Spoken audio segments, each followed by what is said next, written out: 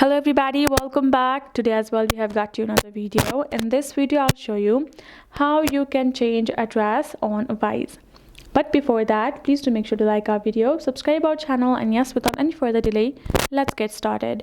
So for that, all you gotta do is first of all open up your Wise app and go ahead and add your email address and your password accordingly and tap on login. As soon as you have done that, you shall be able to be at the home section, and from over there you're simply going to go to your name in the top right corner of your account. Once you're tapped on it, then tap on the option of personal details.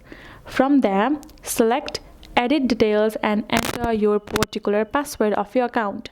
Once you have verified that, then select edit details again.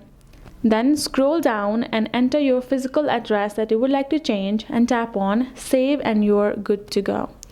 Like that. Again, you simply have to visit your profile, have to go to personal details, verify yourself, which will require your password.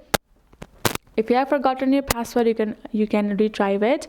Once you have got your password and added that over there, you can choose and add a new address or edit the previous address of yours, save the changes, and you're good to go.